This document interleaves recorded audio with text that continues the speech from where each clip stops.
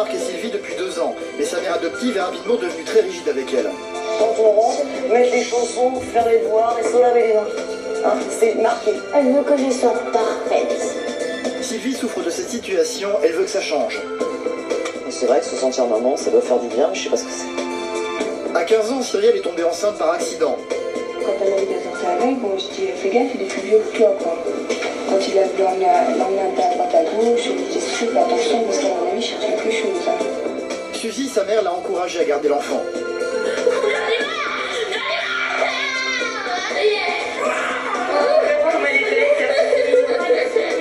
Mais à 15 ans, Cyrielle peut-elle devenir une maman comme les autres? Erika est une fille plutôt classique, mais sa mère Sylvie est plutôt hard rock et aussi turbulente qu'une ado dissipée. Bonjour, bonne journée, bonne course. Souriez, faites pas la gueule, la vie elle est belle. Oh là, ils sont tristes. Entre la mère et la fille, cette inversion des rôles provoque des crises continuelles. Je t'ai dit, viens jamais le chercher, au prénom ça te dit comme ça. Ah pourquoi je devrais venir comment alors? Pour calmer le jeu avec sa fille, Sylvie va devoir changer radicalement de style. J'ai mal au pied. Antoine est un ado en grand danger. Depuis sa plus tendre enfance, il n'a cessé de grossir. 110 à droite, 70 à gauche, 180. La pose d'un anneau gastrique limite sa prise de poids. On a perdu 4 kilos.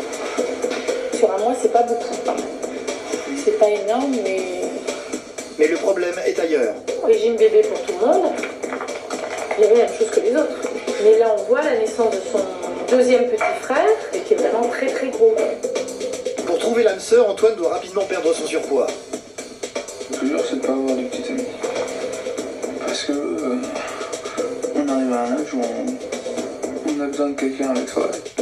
Damien, 17 ans, est un enfant star. Acteur au cinéma, il côtoie les grands noms du 7e art avec beaucoup de sang-froid. Je suis vraiment contente de voir un mec, quoi. Moi, je suis vachement contente. On est au début de l'aventure. Ouais. Mais Damien reste un ado et quand il est chez lui, ses parents doivent composer avec son caractère. Il y a une adresse, c'est l'adresse où je dois aller demain pour faire l'entretien pour Monsieur Batignolles. À chaque fois que je dis pas bien content, je les gars. Alors là, tu me déçois. Ouais, je m'en fous, je te déçois. Bah, si tu veux, je m'en tape. Sa carrière va-t-elle l'éloigner de sa famille? Jessica est une adolescente fugueuse. Alors qu'elle a disparu depuis 3 semaines, sa mère Danielle met tout en œuvre pour la retrouver. Jamais j'aurais pensé qu'elle aurait pu partir. Signalée à 800 km de son domicile familial, Jessica et son compagnon de fugue ont laissé les traces de leur passage. Ils accueillent les comme en beauté. T'es tombée sous le coup de la loi, ma petite fille. La merde, Mais écoute-moi, j'espère qu'à Paris ou à Nonancourt, t'as pas fait de conneries. moi non. Maintenant, je sais pas ce qu'il a fait derrière mon dos. Danielle sait qu'elle doit retrouver sa fille avant qu'il ne soit trop tard. Sabrina, Cyrielle, Erika, Antoine, Damien et Jessica, parents ados, un face-à-face explosif.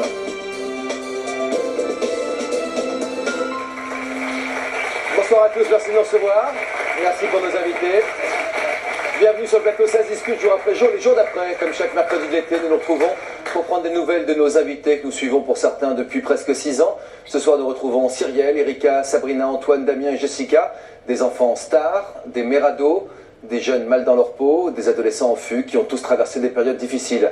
Ils ont fait vivre à leurs parents des moments d'angoisse, provoqué des conflits violents ou au contraire affronter tout seuls leurs difficultés. Comment les parents peuvent-ils aider leur enfant à passer cette période délicate? Comment l'aider à grandir, à s'épanouir et à trouver son équilibre? Et surtout, comment faire en sorte que cette période difficile pour tous ne transforme pas la vie en enfer? Pour répondre à toutes ces questions, nous retrouvons Sylvie et Sabrina, Cyrielle, Sylvie et Erika, Antoine, Damien et Jessica. Merci de les accueillir, ils sont avec nous.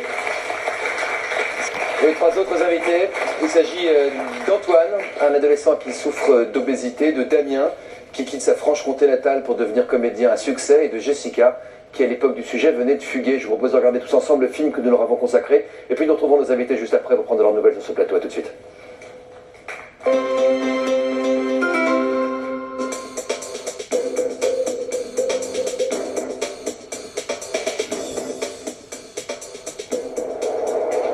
À 19 ans, Antoine pèse 180 kg pour 1m76. Pas facile de trouver un pèse-personne suffisamment puissant pour afficher tous ses kilos. Il a dû recourir à une astuce dont la précision est suffisante. Voilà. 110 à droite, 70 à gauche, 180. On y est. Je vois que j'ai pas grossi, c'est ce qui me fait plus plaisir. Ouais. J'ai pas encore maigri.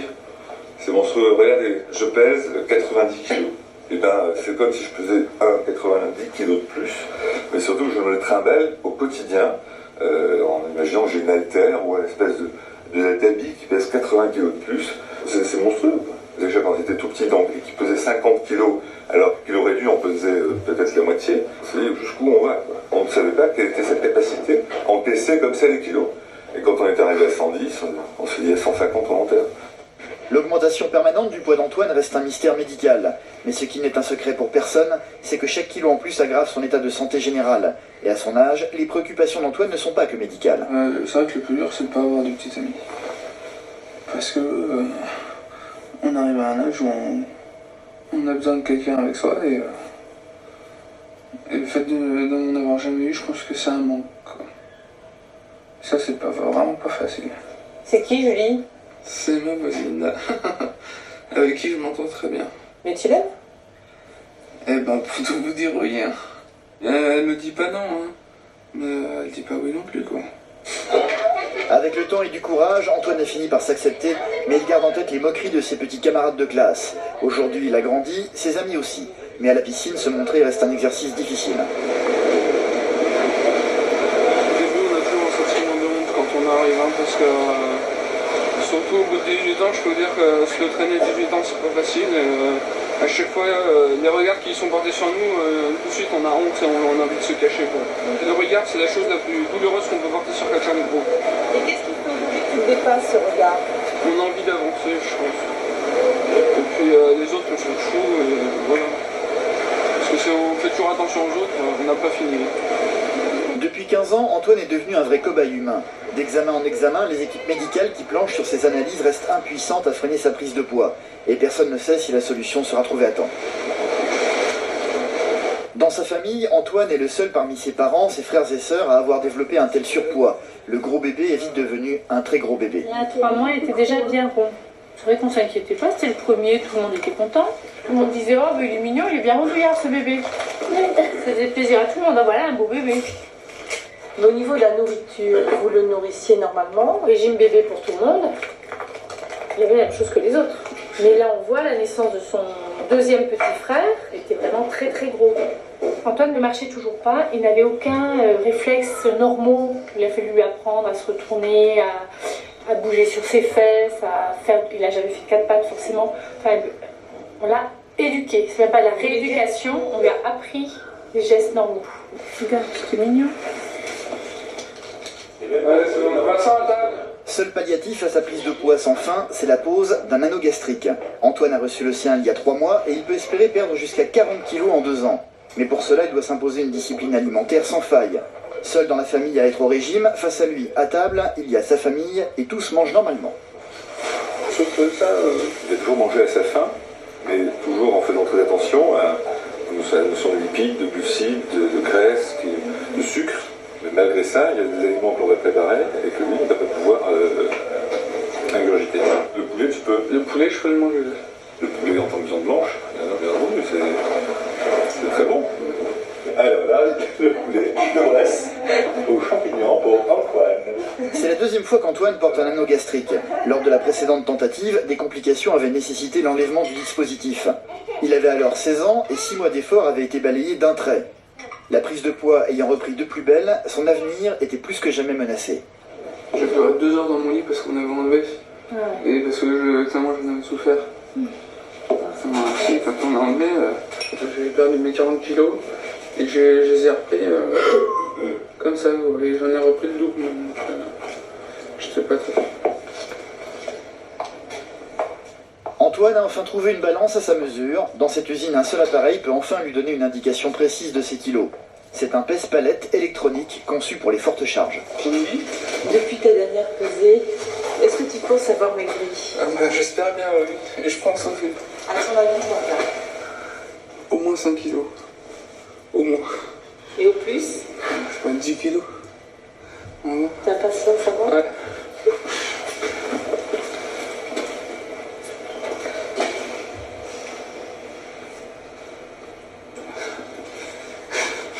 On a perdu 4 kilos. Sur un mois, c'est pas beaucoup quand même. C'est pas énorme, mais ça m'étonne pas. Il mange encore bien. Et quand on sait que lui doit manger le minimum, mais il mange trop, c'est évident. J'ai pas grossi, c'est l'essentiel. J'ai maigri en plus, donc c'est encore mieux. T'es prêt à aller jusqu'au bout, Antoine? Ah oui, plus que jamais. Le premier objectif d'Antoine, c'était de stabiliser son poids. Son but est atteint et même dépassé. En 3 mois de régime, il a réussi à perdre 12 kilos. Un événement vécu comme une libération. Allez, tu manges trop. 15 jours plus tard et après des années de recherche, l'équipe de médecins qui travaille sur le cas d'Antoine semble avoir trouvé la cause de son surpoids. L'espoir est permis pour lui d'avoir enfin une vie normale. On vient d'apprendre, mais là c'est vraiment d'hier qu'on a... C'est tout frais. Oui, Ça va être unique. ça y est, on a découvert une anomalie sur un gène. Donc il faut refaire des recherches sur ce gène pour savoir quelle est l'anomalie. C'est une anomalie qui n'a jamais été rencontrée jusqu'à présent. Antoine, ça te fait quoi d'apprendre ça? Moi j'étais très content, vraiment, je me suis dit enfin on a trouvé quelque chose. Et j'étais super content parce que ça faisait 18 ans que je cherchais. Elle est finie de monter. Comme chaque jour, Antoine part à l'école en voiture, accompagné par sa mère. À ses côtés, Julie, la petite voisine dont il est tombé amoureux. Cette proximité lui plaît, mais ses kilos forment barrage et l'empêchent d'avouer ses sentiments.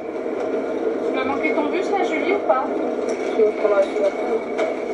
Non, mais sinon, tu vas être carrément en retard après, sinon. Géniante. Je t'amènerai jusqu'à l'école. Moi je pense que les filles elles sont pour celles qui sont grands et minces. Et que les gros ils en veulent pas. Elles ont honte. Devant le lycée, c'est l'heure pour Antoine de laisser Julie s'éloigner et de rentrer en classe. Cette année, Antoine est en première pro. L'accès aux salles de classe est un long parcours où il traîne ses kilos. Mais c'est ici qu'il a appris à se faire accepter des autres. Ici que pour la première fois, il n'était pas seulement un gros dans le regard des autres. Les premières fois où je l'ai croisé, je trouvais ça vraiment impressionnant, puis d'autant plus que c'était l'été et qu'il faisait carrément chaud et que c'est vrai qu'il était bien essoufflé et tout, et c'était impressionnant. Puis, quand on le retrouve dans sa classe après et qu'on a l'occasion de pouvoir parler, ça disparaît, c'est clair, c'est pas un truc auquel on s'attache. Il est sympa et on voit que ça, quoi. On s'en fout de son poids, qu'il fasse 40 kilos mouillés, qu'il soit obèse, hein. Franchement on s'en fout, quoi. Cette année, c'est la première fois que j'étais invité à une soirée par les filles de la classe et j'étais vraiment touché d'être invité. C'est la première fois que c'est arrivé que des filles veulent bien m'inviter à une soirée.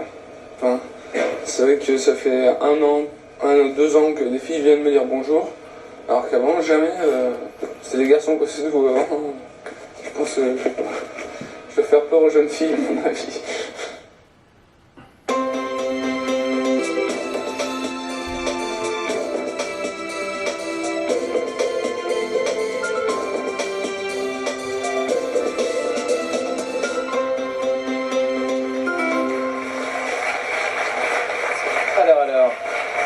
Bonsoir à tous les trois.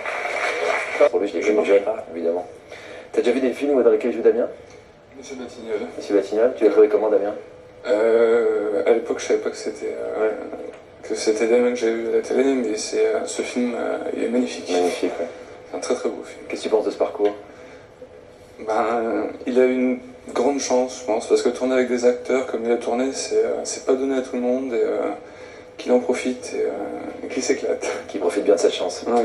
Les images qu'on a revues ce soir, Antoine, datent de 2001. À l'époque, tu pesais 180 kg, il te fallait 2 balances pour te peser. Depuis, tu as pas mal maigri. Hein. J'ai bien maigri. Spectaculaire. Depuis année après année, je n'ai pas maigri, mais je me suis stabilisé. C'est important. Aujourd'hui, je suis à 137 kg, donc ça fait quand même beaucoup. Au du départ, je suis parti de 200, donc ça fait 65 kg en moins. En espace de 3 ans et demi. Tu pèses combien, Jessica? Je suis pas à 40 kg tout mouillé.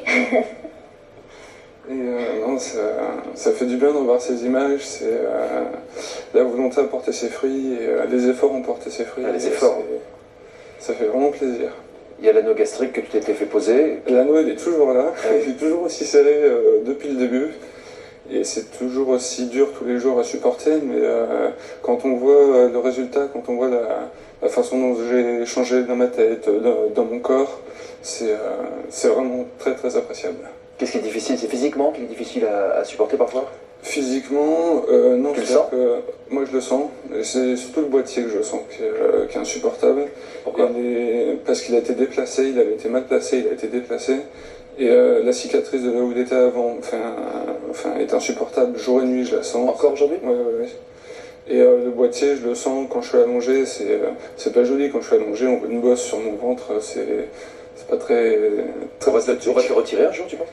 Ben, si on arrive à trouver le problème sur le gène, j'espère qu'à ce moment-là, on pourra soigner donc, ce gène et après retirer l'anneau. Mais tant qu'on n'aura pas trouvé de solution sur ce gène qui génétique, on ne pourra pas retirer l'anneau parce que l'anneau, c'est ce qui me maintient en vie, c'est ce qui me permet de rester à un poids stable et d'être sorti de l'obésité morbide. D'être sorti de l'obésité morbide comme avant.